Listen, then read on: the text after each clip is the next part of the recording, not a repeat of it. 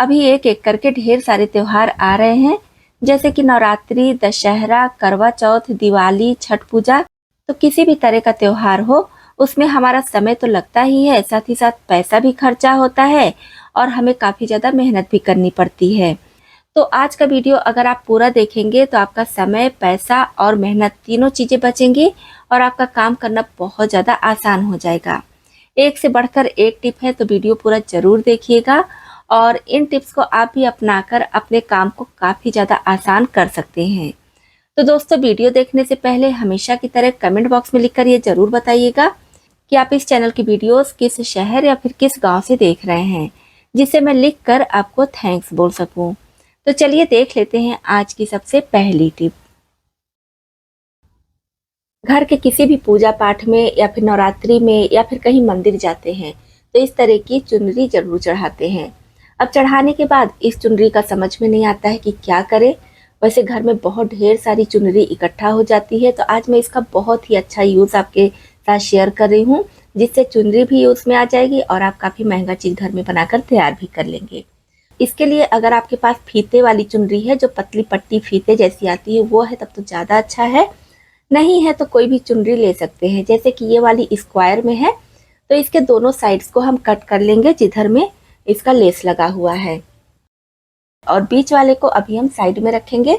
इसके लेस की भी हमें ज़रूरत पड़ेगी, लेकिन बाद में। तो इस तरह से हम इसकी पट्टी को कट कर लेंगे। अब हमें चाहिए चलनी, तो यहाँ पर मैं स्टील की चलनी ली हूँ। आप भी स्टील की चलनी ही लीजिएगा। साइज आप अपने हिसाब से छोटा बड़ा ले सकते हैं। मैं यहाँ पर सिर्फ आपके साथ एक आइडिया शेयर कर रही हूँ, इसकी वजह से छोटी सी चलनी ली हूँ। और प्लास्टिक की चलनी नहीं लीजिएगा, क्योंकि उसमें प्लास्टिक की जाली होती है।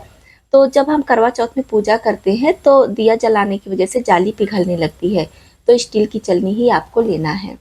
अब जो पट्टी हम कट किए हैं, तो कट किए हुए भाग को अंदर की तरफ करके और ग्लू गन, फेवी स्टिक, फेविकोल, मतलब जो भी आपको ठीक लगे उससे आप इसको चिपका दीजिए।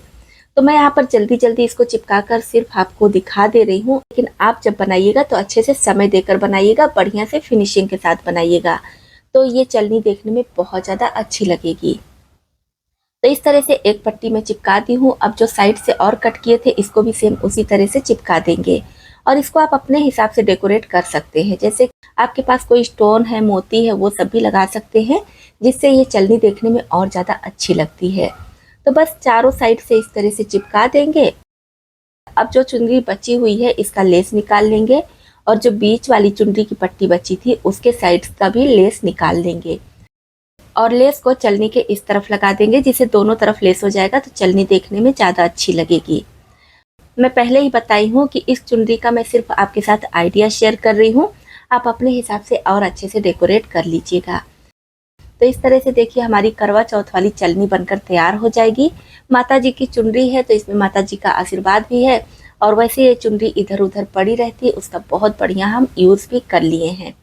और मार्केट में ये चलनी काफ़ी ज़्यादा महंगी मिलती है, तो इस तरह से पुरानी चुनरी से आप चलनी बनाकर घर में ही तैयार कर सकती हैं।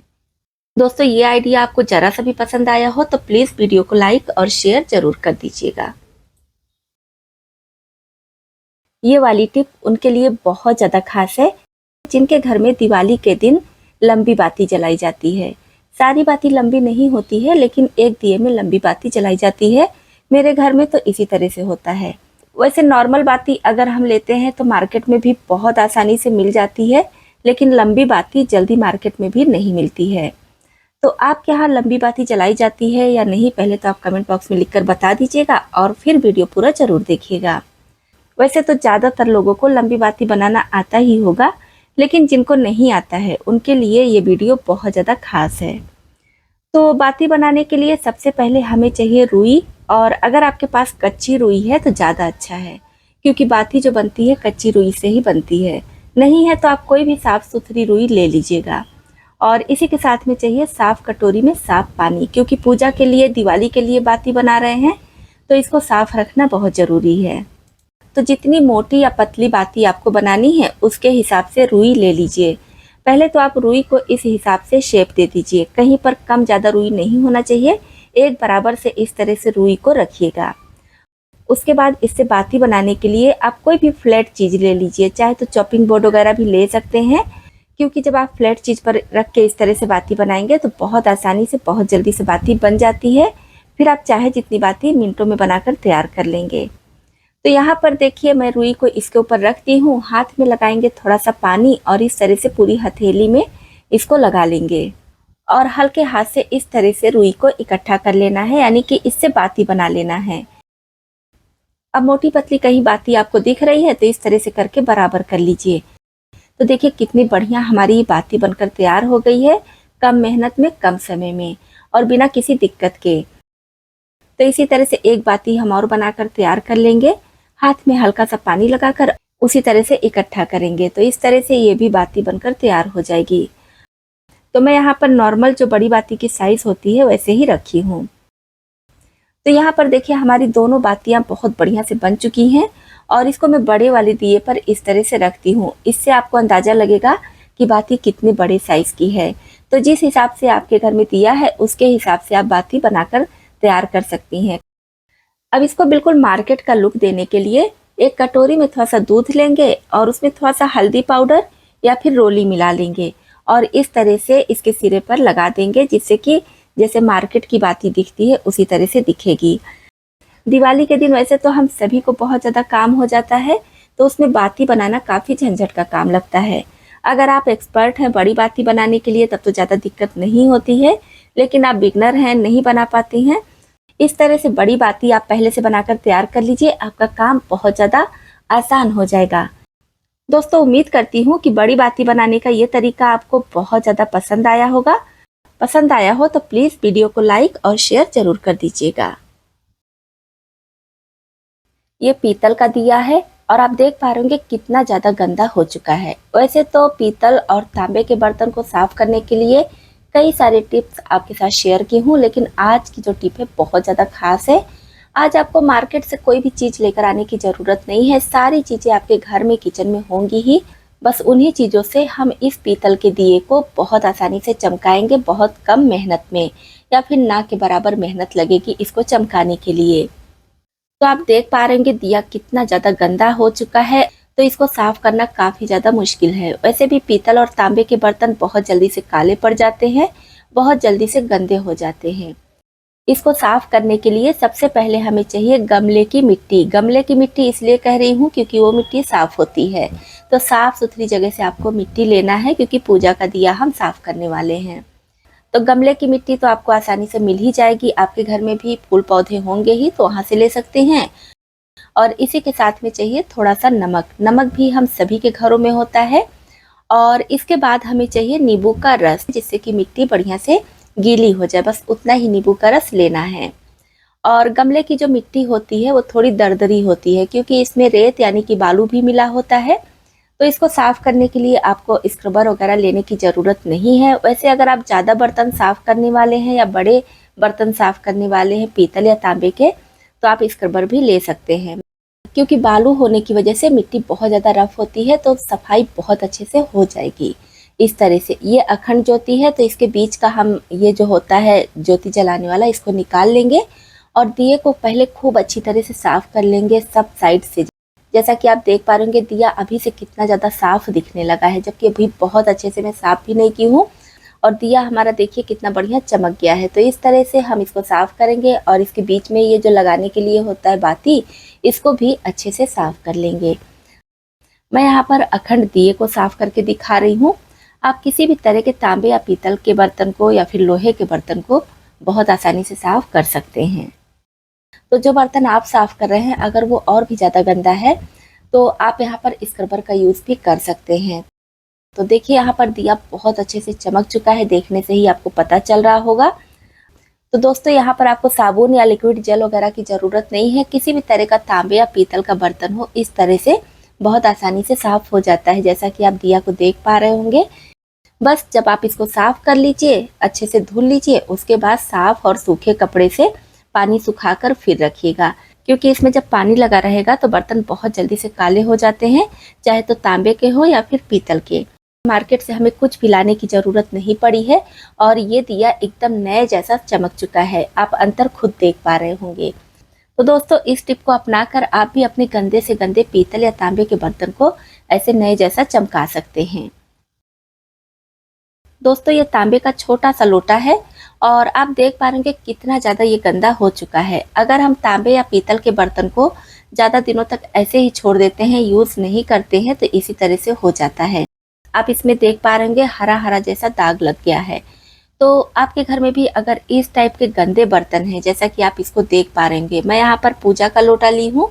आप किसी भी तरह के पीतल या तांबे के बर्तन पर इस टिप को अपना सकते हैं और इसके लिए आपको मार्केट से कुछ भी लेकर आने की ज़रूरत नहीं है। सिर्फ आपके किचन में रखे हुए 2 चीज़ों से ये लोटा बहुत बढ़िया से साफ हो जाएगा, एकदम नए जैसा चमक जाएगा कि आपको देखकर यकीन ही नहीं होगा कि ये वही लोटा है जो इतना ज़्यादा गंदा था। और बहुत कम मेहनत में या तो फिर ना के बराबर मेहनत में ये लोटा एकदम नए जैसा चमक जाएगा। तो यहाँ पर सबसे पहले हमें चाहिए नींबू और इसी के साथ में चाहिए आपके किचन में रखा हुआ नमक, सेंधा नमक या नॉर्मल नमक, कोई भी नमक आप ले लीजिए। नींबू पर हल्का सा नमक लगाएंगे इस तरह से और इसी से लोटे को रब करते हुए साफ करेंगे। बहुत ज़्यादा नींबू या बहुत ज़्यादा नमक की ज़रूरत नहीं है, बस थोड़ा थोड़ा आप ज़रूरत के हिसाब से नींबू में नमक लगाते रहिए और इस तरह से रब करते हुए साफ करते रहिए। तो जैसे ही नींबू और नमक इसमें लगा है, जहाँ जहाँ पर लगा है वहाँ पर आप देख पा रहे होंगे लोटा कितना बढ़िया साफ दिखने लगा है, जबकि अभी तक मैं इसको रब भी नहीं की हूँ, सिर्फ नींबू और नमक लगा ही रही हूँ। तो इसको आपको रब करने की भी ज़रूरत नहीं है और इसके लिए आपको स्क्रबर वगैरह की भी ज़रूरत नहीं है। बस नींबू में नमक लगाइए और इस तरह से रब करते रहिए। और यहाँ पर आप चाहे तो नींबू का छिलका भी ले सकते हैं, लेकिन छिलके से पूरी तरह से रस ना निकला रहे, थोड़ा थोड़ा उसमें रस रहे, तो उससे आप साफ करेंगे तो आपको हाथ से रब करने की भी ज़रूरत नहीं पड़ेगी। तो लोटा देखिए कितना बढ़िया चमकने लगा है, लेकिन अंदर में बहुत ज़्यादा पानी का दाग लगा है, बहुत ज़्यादा गंदा है, तो इसको थोड़ा सा हमें रब करने की ज़रूरत है। तो मैं यहाँ पर स्क्रबर वगैरह कुछ ले नहीं रही हूँ, बस नींबू का रस और नमक इस तरह से लगा देंगे। लोटा हमारा बहुत अच्छे से चमक चुका है, जैसा कि आप देख पा रहे होंगे। अब इसको सादे पानी से धुलकर दिखा रही हूँ। तो देखिए बाहर से तो बहुत अच्छे से साफ हो चुका है, लेकिन अंदर में अभी थोड़ा थोड़ा दाग लग रहा है। तो फिर से थोड़ा सा नींबू का रस और नमक इस पर रब कर देंगे, जिससे कि ये भी दाग अच्छी तरह से साफ हो जाए।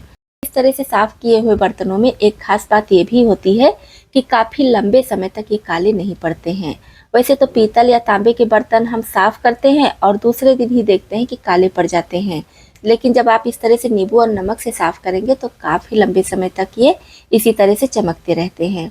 बस जब आप इसको साफ कर लीजिए, अच्छे से धुल लीजिए, उसके बाद साफ और सूखे कपड़े से पानी सुखाकर फिर रखिएगा, क्योंकि इसमें जब पानी लगा रहेगा तो बर्तन बहुत जल्दी से काले हो जाते हैं, चाहे तो तांबे के हो या फिर पीतल के।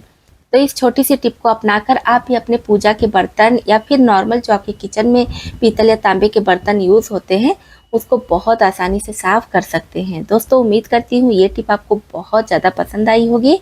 ज़रा सा भी पसंद आई हो तो प्लीज़ वीडियो को लाइक और शेयर ज़रूर कर दीजिएगा। नवरात्रि के पहले ही हम पूजा पाठ की सारी तैयारी शुरू कर देते हैं। तो आज हम बनाएंगे नवरात्रि में जलाने के लिए अखंड ज्योति। अखंड ज्योति हम सभी जलाते हैं पूजा पर और हम ज़्यादातर मार्केट से लेकर आते हैं। तो मार्केट वाली ज्योति जो होती है, यानी कि बाती जो होती है, वो कभी कभी बढ़िया नहीं मिलती है। हम जलाते हैं, बार बार बुझ जाती है और कोई कोई बाती मोटी या फिर पतली होती है, मतलब जैसी हमें चाहिए उस टाइप की परफेक्ट बाती हर बार नहीं मिलती है। तो आज मैं अखंड बाती बनाने के लिए बहुत ही सिंपल ट्रिक आपके साथ शेयर कर रही हूँ, जो बहुत ही ज़्यादा आसान है, कोई भी इसको बना सकता है। बस आप वीडियो ध्यान से देखिए और पूरा देखिए, तो आपके लिए भी बाती बनाना बहुत ज़्यादा आसान हो जाएगा। इसके लिए सबसे पहले हमें चाहिए रुई। रुई लेते समय ध्यान रखिए कि अगर कच्ची रुई मिल जा रही है तब तो बहुत अच्छी बात है, नहीं मिल रही है तो आप एकदम साफ सुथरी कोई भी रुई ले लीजिएगा। और बाती बनाने के लिए जो दूसरी चीज़ है वो है पानी। तो साफ कटोरी में साफ पानी लीजिएगा, क्योंकि ये बाती हम पूजा के लिए यूज़ करने वाले हैं। अब जिस हिसाब से आपको बाती बनानी है, छोटी या फिर बड़ी, उसी हिसाब से आप रुई ले लीजिए। और इस तरह से जैसे आप देख पा रहे वीडियो में, उंगली में थोड़ा सा पानी लगाइए और थोड़ा थोड़ा रुई ऐसे आगे की तरफ खींचते रहिए और इस तरह से अंगूठे और उंगली की मदद से हल्का सा प्रेस करके घुमाते रहिए और थोड़ा थोड़ा रुई आगे की तरफ खींचते रहिए। एक साथ ज़्यादा रुई नहीं खींचिएगा, बिल्कुल थोड़ा थोड़ा सा इस तरह से आप खींचेंगे। एक दो बार करेंगे फिर आइडिया लग जाएगा कि कितना रुई खींचना है। तो इसका ये जो धागा हम तैयार कर रहे हैं, इसको मोटा या पतला आप अपने हिसाब से भी रख सकते हैं। मैं पतला धागा बना रही हूँ और कहीं कहीं पर अगर रुई ज़्यादा हो जा रही है तो हल्का सा खींचकर इस तरह से इसको पतला कर लीजिए। मतलब ऐसा नहीं कि कहीं मोटा कहीं पतला रखिए, एक जैसा रखिएगा। इस तरह से हल्के हाथ से खींचिए और इसको इस तरह से घुमाते रहिए और बीच बीच में अगर आपको ज़रूरत लगे, हाथ फिसलने लगे तो फिर थोड़ा थोड़ा पानी भी लगा लीजिए। इस तरह से ये धागा तैयार हो जाएगा। और इस तरह से बना हुआ धागा मार्केट में भी मिलता है, पूजा की दुकान पर आपको बहुत आसानी से मिल जाएगा। आप वहाँ से भी ले सकते हैं या तो फिर इस तरह से घर पर भी बना सकते हैं।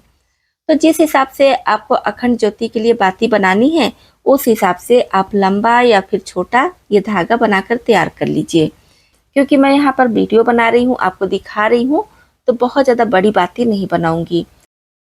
तो इस तरह से देखिए कितनी आसानी से, कितनी जल्दी से ये बाती बन जा रही है, जबकि मैं यहाँ पर वीडियो को फास्ट भी नहीं की हूँ। आप देख पा रहे कितना लंबा ये धागा बनकर तैयार हो गया है। तो बस मैं इतना ही रखूंगी और बाकी का रुई इस तरह से तोड़कर हटा देंगे। अब ये हमारा धागा बन गया है और कहीं पर आपको थोड़ा मोटा लगे तो इस तरह से आप हाथ से इसको बराबर कर दीजिएगा। अब हम लेंगे फॉर्क यानी कि कांटे वाला चम्मच और इसमें एक सिरा इसका इस तरह से फंसा देंगे। अगर आपके घर में कोई और जन है तो उनकी मदद ले लीजिए, वो एक साइड में पकड़े रहें, तब आपको ये फंसाने की ज़रूरत नहीं पड़ेगी। क्योंकि मैं अकेले ही बना रही हूँ तो इसकी वजह से इसमें फंसा दी हूँ। अब इसको हमें इस तरह से बटना है यानी कि ऐंठना है। हल्के हाथ से इसको करेंगे क्योंकि ये बहुत ज़्यादा सॉफ्ट होता है, नाजुक होता है, तो टूटने का डर है। और जितनी दूर ये बट जाए तो स्पून में इस तरह से हल्के से लगा देंगे। हल्के हाथ से ही इसको बटना भी है और हल्के हाथ से ही स्पून में लगाना भी है। तो इस तरह से पूरे धागे को बटते जाएंगे और स्पून में लपेटते जाएंगे। तो जब आप इसको आराम से करेंगे तो इस तरह से बहुत आसानी से बन जाता है। दोस्तों ये वीडियो थोड़ा लंबा होने वाला है क्योंकि मैं पूरा विस्तार से आपको बताऊंगी कि अखंड ज्योति के लिए अखंड बाती कैसे बनाएं, जिससे आपका भी अखंड बाती एकदम परफेक्ट बनकर तैयार हो। तो यहाँ पर पूरे धागे को इस तरह से बट लेंगे। अब स्पून में ये जो सिरा फंसाए थे इसको हम निकाल लेंगे और दोनों सिरे को एक साथ कर लेंगे। अब एक साथ जब इसको करेंगे तो थोड़ा सा छोटा हो जाएगा और फिर से स्पून में फंसा देंगे और फिर से उसी तरह से इसको बटना है। दोस्तों आप वीडियो ध्यान से देखिएगा क्योंकि हो सकता है बहुत अच्छा मैं ना समझा पाऊँ, ना बता पाऊँ, लेकिन जब आप वीडियो देखेंगे तो अच्छे से समझ जाएंगे। तो बस इस तरह से हम इसको टाइट बट लेंगे और हल्के हाथ से ही बटेंगे, नहीं तो ये टूट सकता है। और फिर से स्पून से एक सिरा निकालेंगे और दोनों सिरे को फिर से एक में कर लेंगे। इस तरह से जितनी मोटी या जितनी पतली आपको बाती चाहिए उतना बड़ा धागा तैयार कीजिएगा और उतनी बार फोल्ड करके लपेटते रहिएगा। अब आप देख पा रहे होंगे बाती कितनी छोटी हो गई है, तो इसको हाथ से ही खूब बढ़िया टाइट इस तरह से बट लेंगे। अगर आप 2 जन हैं तो काम बहुत आसान हो जाता है। अकेले में थोड़ी सी दिक्कत होती है लेकिन नामुमकिन नहीं है। जैसा कि आप देख पा रहे होंगे मैं अकेले ही ये बाती बना रही हूँ। इस तरह से बटने के बाद अब फिर से दोनों सिरे को एक साथ इकट्ठा करेंगे। जैसे ही इकट्ठा करेंगे ये आपस में लिपट जाएगा, जैसा कि आप वीडियो में देख पा रहे होंगे। तो बस ये हमारी बाती बनकर हो गई है तैयार। थोड़ा सा इस तरह से करके शेप में लाएंगे और ये जो सिरा इसका है, जो जलाने वाला भाग है, इसको अच्छे से इसमें चिपका देंगे, बढ़िया से बराबर कर देंगे। तो आप देख पा रहे होंगे मार्केट की बाती से बहुत ही बढ़िया हमारी ये अखंड बाती बनकर तैयार हो गई है। मैं यहाँ पर छोटी बाती बनाकर दिखाई हूँ, आप चाहे तो और लंबी बाती बना सकते हैं। अब बिल्कुल मार्केट जैसी अखंड बाती दिखे, इसके लिए दूध में थोड़ा सा रोली मिलाकर या फिर हल्दी पाउडर मिलाकर इस तरह से सिरे पर लगा देंगे और जब ये सूख जाए फिर इसको हम जलाएंगे। यहाँ पर मैं अखंड दिया ली हूँ, इसको खोलकर इसमें बाती लगा लेंगे। इसमें बहुत थोड़ा सा सरसों का तेल भी डाल दी हूँ क्योंकि सिर्फ ये बाती मुझे जलाकर दिखानी है, पूजा वगैरह भी नहीं करना है। तो ये हमारी अखंड बाती देखिए कितनी बढ़िया जल रही है और कितनी बढ़िया बनी है। आप अगर इस तरह से अखंड बाती घर पर बना लेंगे तो मार्केट से लाना छोड़ देंगे। तो इस तरह से आप भी घर में अखंड बाती बनाकर नवरात्रि या फिर कोई भी पूजा पाठ हो उसमें अखंड ज्योति जला सकते हैं। बड़ी बाती बनाना वैसे तो ज़्यादातर लोगों को आता ही है। आज जो तरीका आपके साथ शेयर कर रही हूँ, इस तरह से आप बाती बनाएंगे तो आपका काम बहुत आसान हो जाएगा और मिनटों में आप ढेर सारी बाती बनाकर तैयार कर लेंगे और इसको आप चाहे तो बड़ी वाली दिए में जलाएं या तो फिर अखंड ज्योति भी इस बाती से जला सकती हैं। तो इसके लिए हमें सबसे पहले चाहिए चॉपिंग बोर्ड या फिर कोई फ्लैट चीज़, मतलब कि आप कोई भी बोर्ड वगैरह ले लीजिए, टेबल पर बना सकते हैं या फिर कोई बड़ी सी थाली ले लीजिए। जिस साइज़ की आपको बाती बनानी है उसके हिसाब से आप फ्लैट कोई भी चीज़ ले लीजिए। मैं यहाँ पर चॉपिंग बोर्ड ली हूँ क्योंकि इस पर बाती बहुत बढ़िया से बनकर तैयार होगी और काफ़ी लंबी बनेगी। इसी के साथ में हमें चाहिए रुई यानी कि कॉटन। अगर कच्ची रुई है तो ज़्यादा अच्छा होगा, नहीं है तो कोई भी साफ सुथरी रुई ले लीजिए। जितनी लंबी आप बाती बनाना चाहते हैं उतनी दूरी में इस तरह से फैला दीजिए और रुई कहीं ज़्यादा कहीं कम नहीं होना चाहिए, एक बराबर होना चाहिए। जैसा कि आप वीडियो में देख पा रहे होंगे, इस तरह से आपको फैला लेना है। अब हमें चाहिए सीख। करवा चौथ के दिन करवा में जो सीख लगाया जाता है वही सीख है और ये पिछले साल का सीख है। तो आप अपने हिसाब से चाहे तो ये सीख लीजिए या फिर कोई भी, या फिर अगरबत्ती के अंदर जो सीख होती है उसको भी ले सकते हैं। सीख में लगा लेंगे बिल्कुल हल्का सा पानी, ज़्यादा पानी की ज़रूरत नहीं है। बिल्कुल हल्का सा पानी जब हम लगाएंगे तो रुई अच्छे से इसके ऊपर चिपक जाएगी और रोल करने में आसानी होगी। और हल्का सा पानी अपने हाथ में भी लगा लीजिएगा और इस तरह से सीख इसके ऊपर रखेंगे और हल्के हाथ से प्रेस करते हुए आगे की तरफ इसको रोल करेंगे। क्योंकि यहाँ पर काफ़ी लंबी बाती बना रहे हैं तो सब तरफ से प्रेस करते हुए इसको रोल करना है, जैसा कि आप वीडियो में देख पा रहे होंगे। तो अच्छे से जब ये रोल हो जाए तो फिर से जहाँ पर आपको मोटी लगे बाती वहाँ पर एक दो बार इस तरह से प्रेस कर दीजिए और एक बराबर इसको रोल कर लीजिए, जैसा कि आप देख पा रहे होंगे। तो इस तरह से अगर आपको थोड़ी मोटी बाती बनानी है तो रुई आप ज़्यादा ले लीजिए और पतली बनानी है तो कम रुई लीजिए। आपकी पसंद है, आप किस तरह से बाती बनाना चाह रही हैं। अब इसको हमें सीख से निकालना है तो हल्के हाथ से बाती को इस तरह से खींचेंगे और सीख को नीचे के साइड में खींचते जाएंगे बिल्कुल हल्के हाथ से। फिर आप देखेंगे कि बाती सीख से बहुत आसानी से अलग हो जाएगी। अब फिर से हथेली में बिल्कुल हल्का सा पानी लगाएंगे और हल्के हाथ से इस तरह से एक बार फिर से रोल कर देंगे, जिससे कि शेप बढ़िया से आ जाए। इसकी लंबाई का आप ऐसे भी अंदाज़ा लगा पा रही होंगी। मैं इसको चॉपिंग बोर्ड पर इस तरह से रखी हूँ और आप देखिए थोड़ी थोड़ी बाती बाहर की तरफ निकली है और इस तरह से रख रही हूँ तो भी देखिए कितनी ज़्यादा लंबी बाती है। आप इससे भी लंबी बाती बना सकते हैं या फिर इससे छोटी बाती बना सकते हैं, आपकी पसंद है। इस बाती को आप बड़ी वाली दिए में रख के तो जला ही सकती हैं और साथ ही साथ अखंड ज्योति में अगर आप इसको लगा देंगे तो अखंड ज्योति की बाती की तरह भी यूज़ कर सकती हैं। दोस्तों, उम्मीद करती हूँ लंबी बाती बनाने की ये ट्रिक आपको बहुत ज़्यादा पसंद आई होगी। पसंद आई हो तो प्लीज़ वीडियो को लाइक और शेयर जरूर कर दीजिएगा। तो दोस्तों, ये थे आज के कुछ यूज़फुल टिप्स। आपको इनमें से कौन सी टिप ज़्यादा पसंद आई और कौन सी पहले से पता थी, कमेंट बॉक्स में लिखकर जरूर बताइएगा। चैनल पर पहली बार आए हैं, अभी तक सब्सक्राइब नहीं किए हैं और हमारी यूट्यूब फैमिली के साथ जुड़ना चाहते हैं तो प्लीज़ चैनल को सब्सक्राइब भी कर लीजिएगा।